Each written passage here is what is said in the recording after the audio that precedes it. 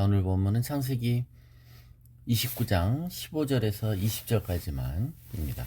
라반이 야곱에게 이르되 네가 비록 내 생질이나 어찌 그저 내 일을 하겠느냐. 내 품삯을 어떻게 할지 내게 말하라. 라반에게 두 딸이 있으니 언니의 이름은 레아요 아우의 이름은 라헬이라. 레아는 시력이 약하고 라헬은 곱고 아리따우니 야곱이 라헬을 더 사랑함으로 대답하되 내가 외삼촌의 작은 딸 라헬을 위하여 외삼촌에게 7년을 섬기리이다. 라반이 이르되 그를 내게 주는 것이 타인에게 주는 것보다 나으니 나와 함께 있으라. 야곱이 라헬을 위하여 7년 동안 라반을 섬겼으나 그를 사랑하는 까닭에 7년을 며칠같이 여겼더라. 극적인 만남을 통해 야곱은 삼촌 라반을 만나게 됩니다. 그죠? 하나님의 인도하심 속에 드디어 원래 그가 만나려고 했던 외갓집에 오게 되고 또 그곳에서 라헬을 만나게 됩니다. 한 달을 그 집에서 묵었다고 되어 있습니다. 아무리 반가운 손님도 너무 오래 있으면 불편해지는 것이죠. 한 달 동안 야곱이 삼촌집에 머물렀을 때 아마 야곱은 너무 반갑기도 했고 또 고맙기도 해서 열심히 삼촌 일을 도왔을 것입니다. 다른 양치기와는 달리 그죠? 자기 집안일이면 주인의식을 갖고 섬겼을 거예요. 그러므로 이 적극적으로 일 잘하고 성실한 야곱을 아마 라반은 탐을 냈을 거라는 겁니다. 눈치를 보아하니 또 자신의 딸을 좋아하는 것 같기도 하고 겉으로는 뭐 야곱이 제가 형 에서를 무서워해서 왔습니다라기보단 여기서 부모님이 저를 보고 신부관 구하러 저를 보내셨습니다 이렇게 말했을 수도 있는 거죠. 또 결혼에도 관심이 있어 보이니.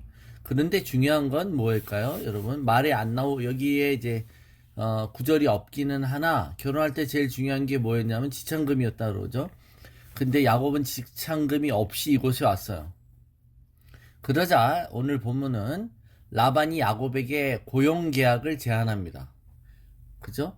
내가 너를 공짜로 부릴 수 있냐? 내가 너한테 저 월급도 줘야지 이런 식의 제안인 것 같아요. 이 제안만 보면 뭔가 자기 조카일지라도 공짜로 일 시키는 것을 불편해하는 아주 공정하고 인자한 삼촌처럼 말하는 것으로 보이죠. 그쵸? 예, 그래서 라반이 더 어떻게 보면 야곱을 배려하는 듯한 것으로 읽힐 수 있습니다. 그런데 우리가 더 깨달아야 될 것은 원래 친족들은 서로에게 노동의 대가를 받지 않는다는 거죠. 예, 받지 않습니다. 그러니까 그냥 도와주는 거예요. 도와주는 거. 그러니까 이 부분에 대해서 너가 친척이니까 그냥 다 받을 수는 없지 않냐 이렇게 말하는 겁니다. 그런데 이 말을 통해 라반은 넌지시 야곱에게 너가 얻고 싶은 거, 그러나 네가 지금 빈털터리인데 네가 얻고 싶은 것에 대해서 스스로 네가 그 대가를 치르라고 종용하는 것입니다. 그죠? 그러니까 이게 똑같은 말인 것 같은데요. 예. 조카에게 노동의 대가를 내가 그 보상을 해주겠다라는 배려와 친절로 보이지만 그게 아니라 네가 와서 뭔가 값을 해라라는 말을 진짜 하고 싶었다는 겁니다. 네. 그러니까 너같이 빈털터리는 와서 뭔가 일을 해야 된다라는 것을 말하고 싶은 거예요. 자, 야곱은 지참금 대신 라반의 집에 7년 동안 자신이 노동력을 제공하겠다고 합니다. 그죠? 그런데 여러분, 7년이 짧은 기간이 아닙니다. 여러분, 7년은 매우 긴 시간입니다. 그런데 오늘 성경은 야곱은 레아와 라헬 중에 라헬을 더 좋아했다라고 표현합니다. 여기 객관적으로 레아의 시력이 부족했다라고 말하죠. 이 말은 레아가 그 당시에 그 인기 있는 어떤 매력 포인트는 없었다는 겁니다. 여기 시력이 나쁘면 안 되는 이유가 목축업에서는 시력이 중요했어요. 양들을 구분할 줄 알아야 되기 때문에 그렇습니다. 그런데다가 라헬은 아리따웠다고 그러잖아요. 그럼 당연히 라헬을 더 좋아하는 것 같지 않습니까? 그죠? 아마 야곱이 라헬을 더 좋아하는 것에는 어쩌면 이 라헬이 자신이 좋아했던 어머니 리브가를 닮은 것이 더 많았을 수도 있다는 겁니다. 여기서도 데자뷰가 나옵니다. 라헬을 보면 엄마를 보는 것 같다. 어머니를 보는 것 같다. 그러면서 자, 삼촌의 고용 계약에 대한 제안에 대해서 야곱이 내가 외삼촌의 작은 딸 라헬을 위하여 이제 자신의 그 선택을 공표하죠. 예. 자신이 라헬을 얻기 위하여 외삼촌에게 7년을 섬기겠다. 이것은 7년의 노동 값으로 자신이 없는 지참금을 대신하겠다라는 말인 것이죠. 자, 야곱은 여태까지 그렇게 아주 정직하거나 사람들 앞에 투명한 삶을 살아오지 않았어요. 네, 이름에도 그렇지만 형과 아버지를 속여 자신이 원하는 것을 쟁취하려고 또 열심히 했던 사람입니다. 자기가 뭔가 가만히 있지 못하는 사람이죠. 그런데 이 구절들을 읽을 때 야곱이 사랑의 눈이 멀어 7년이라는 이 긴 기간을 그저 아주 며칠같이 여겼구나라고 보이는 것입니다.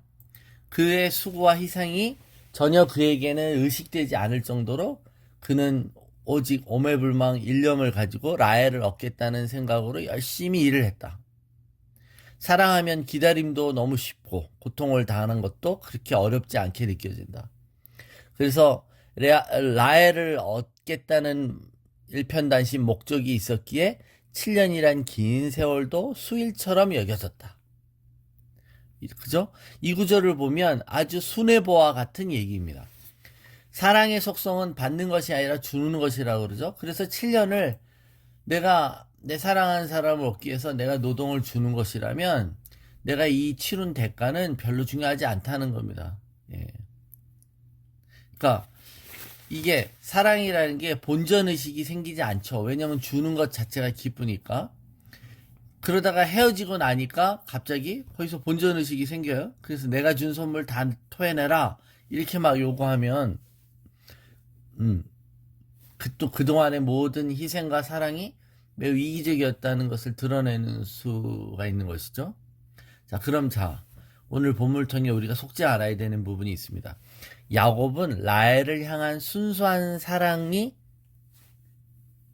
이렇듯 자신이 헌신적인 노동의 제공을 통해 라헬을 얻으려고 하는 아주 우리가 흔히 말하는 최근에 본 뭐죠? 폭삭소가 수단가요? 강간식과 같은 강간식이 아니라 양간식이죠. 양간식. 죄송합니다. 양간식. 예. 원래 신부 구하러 온 여행길이 아니었고 도피하러 온 여행길이었지만 정말 신부를 구하게 됐습니다. 그러면 우리가 여기서 질문을 하나 해봐야 되는 겁니다. 야곱이 이렇게 지금 라헬을 좋아하게 됐으므로 여기서 삼촌집에서 이렇게 정착하는 것이 맞느냐라는 겁니다. 그죠? 사랑하는 사람을 얻기 위해서 이 정도 젊어서 고생은 하는 거지. 또 그가 사랑하는 사람을 얻었지 않아. 이렇게 지금 이 얘기를 순애보와 같은 러브스토리로 볼 수 있느냐 이겁니다. 아가서 2장 7절입니다. 내 사랑이 원하기 전에는 흔들지 말고 깨우지 말지니라. 자, 이 구절이 뜻하는 바는 때가 되기 전에 사랑을 깨워서 괜히 지옥을 만들지 말라는 뜻입니다. 우리의 삶이 때가 되기 전에 사랑을 스스로 취하려고 할 때, 사랑을 의도적으로 촉발시키고 사랑에 의해서 끌려갈 때, 그것이 오히려 더 안 좋은 결과를 나타낸다는 뜻입니다. 우리의 삶이 하나님을 예배하는 삶을 무시하고 우리의 즉흥적인 어떤 정열의 노예가 될 때 우리는 많은 것을 잃어버리게 되는 것이죠. 자, 때가 되기 전에 사랑은 뜨내기의 감정이 가까운 사람에 의해 불이 붙을 수 있습니다. 정이 붙어버리죠. 그리고 분별하지 않은 사랑의 감정을 키워버릴 수 있습니다. 정욕적인 판타지를 조심해야 되고 내가 누구랑 사귀며 내가 누구랑 어울릴 것인지를 우리는 주의하고 분명히 거기서 우리의 감정의 쏠림이나 감정의 섣부른 나눔이나 이런 것들을 조심해야 된다는 겁니다. 자, 결론적으로 야곱은 삼촌 라반의 고용계약 제안을 받아들입니다.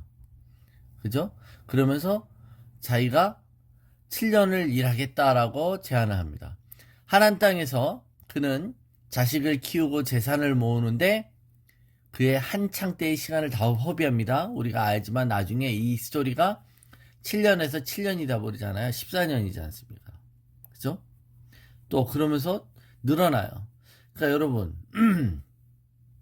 우리가 여기서 야곱의 어떤 러브 스토리로 이거 읽고 야곱의 어떤 실수나 야곱이 뭘 놓쳤는가를 그를 깨닫지 못한다면 우리가 어떻게 살아야 되는지를 잘 모르는 겁니다, 여러분.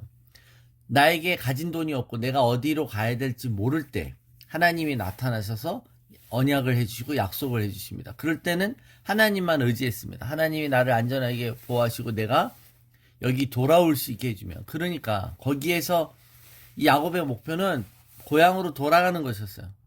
그죠? 그러니까 자기가 아무것도 없고 빈털터리라고 느끼고 자기의 무능함과 불가피함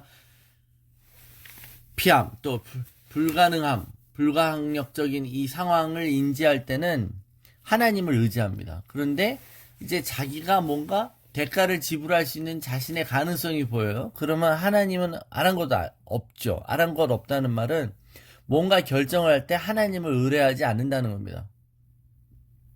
베델에서 만난 하나님을 잊어버린 채 자신의 욕심, 자신이 좋아하는 라헬을 얻고야 말겠다라는 그 목표 하나가 하나님과의 관계 속에 뭔가 관계와 소통이 없는 채 진행된다라는 것을 알 수 있다는 것입니다. 야곱은 젊었을 때의 모든 시간들을 결혼하고 돈 모으는데 전부 탕진합니다. 하나님이 우리와 함께 하셔서 우리에게 형통한 길을 주실 때는 혹 사람들이 착각해요. 나가 잘 나가게 하시고 내가 돈 많이 벌게 하시고 내가 성공한다면 그것은 하나님이 지금 내가 원하는 대로 해도 된다라는 어떤 사인이고 확증이라고 생각한다는 거예요. 그러므로 결국 하나님께 묻지도 않는다는 것이죠. 지금 야곱은 라헬을 좋아하는 자신의 감정을 하나님께 묻지 않았어요. 내가 이 여자를 좋아해도 되는지, 또 이것이 지금 정말로 결혼할 때가 맞는지, 이 사람이 그 사람인지를 묻지 않는다는 겁니다. 여러분, 우리가 이 본문을 묵상할 때 뭔가 이 부분이 불편해야 되는 거예요. 근데 자기가 좋아하는 사람하고 결혼하는 거지, 자기가 좋은 사람을 위해서 그 정도의 대가를 치려고 하는 이 마음이 갸륵하고 애틋하고 순수한 거지, 그게 아니라 인간의 모든 행위와 모든 선택에 있어서 하나님을 의식하고 하나님과의 동행함이고 하나님을 의뢰하고 신뢰하고 하나님께 여쭈은 어떤 결과인지를 묻는 것이 필요하다는 겁니다. 그러니까 여러분, 지금 오늘 본문에 나와 있지 않지만 원래 있어야 될 대사가 있다는 거예요. 그게 뭡니까? 하나님, 저는요 삼촌의 딸인 라헬이 마음에 듭니다. 하나님, 저는 그녀와 결혼하고 싶습니다. 그녀를 놓치고 싶지 않습니다. 그리고 지금 저에게 삼촌이 정식 이곳에서 일꾼이 되라는 제안을 해오셨습니다. 하나님, 제가 이 제안을 받아야 하나요? 라고 물었어야 한다는 것입니다. 그죠? 자신이 뭔가 가능성이 있고 자신이 뭔가 하나님이 없어도 성취할 수 있다는 생각이 드는 순간 자신의 능력을 의지하게 되고 하나님께 묻지 않습니다. 그러니까 여러분, 우리가 자신의 힘을 카운트하죠. 그죠? 왕이 인구를 조사하고 병력을 카운트함으로 하나님을 의지하지 않습니다. 그럴 때 그것이 재앙이었던 것처럼. 여러분, 하나님이 아브라함과 이삭과 야곱을 통해 큰 민족을 이루겠다라고 하셨어요. 그렇다면 야곱이 가만히 있었어도 하나님께서 짝을 지어주셨을 거고 하나님께서 결혼하게 해주셨을 것입니다. 그는 지금 스스로를 속이고 있죠. 그죠? 예. 자신의 애틋한 사랑과 자신의 노력의 그 모든 것을 통해 지금 이것이 하나님 뜻이 맞는지 않는지를 묻기보단 자진하여 7년 동안 일종의 노예 계약을 맺는다는 겁니다. 자, 내가 지참금이 없으므로 7년은 일해줘야지 라고 생각하는 것, 그것은 내가 대가를 치르겠다는 것이죠. 예, 그런데 이 부분에 중요한 건 하나님이 보이지 않는다는 겁니다. 우리가 여러분 믿음의 사람들이면 다 하는 행동이 올바르다. 여기서 우리가 깨달아야 될 필요가 있다는 겁니다. 여기에도 야곱이 스스로를 속입니다. 자기의 가능성 속에 자기를 속이는 것이고 하나님께 묻지 않은 것이죠. 그래서 라헬을 사랑한다는 감정이라기보단 이것을 내가 얻기 위해 내가 이것을 스스로 쟁취하고 내가 이것을 보장받기 위해 선뜻 7년이라는 세월을 제시한다는 거예요. 이게 어떻게 보면 라반이 제시한 미끼를 덥석 물은 것과 같다라고 할 수 있습니다. 예, 얘기가 여기서 끝나지 않은 것을 우리는 잘 알고 있죠. 여러분, 우리도 우리 스스로를 속이지 마셔야 되는 줄로 믿습니다. 우리가 스스로를 속는지 안다면 누가 속겠습니까? 그죠? 그러니까 내 사랑이 원하기 전에는 흔들지 말라, 이 말은 이것이 진짜 그 자발적인 내 사랑의 관계인가? 이것이 하나님의 말씀인가? 하나님이 이를 성사시키시는 것인가? 라는 걸 깨닫기 전에 인간적으로 속단하거나 서두르거나 자신의 길을 만들려고 하지는 않아야 된다는 것입니다.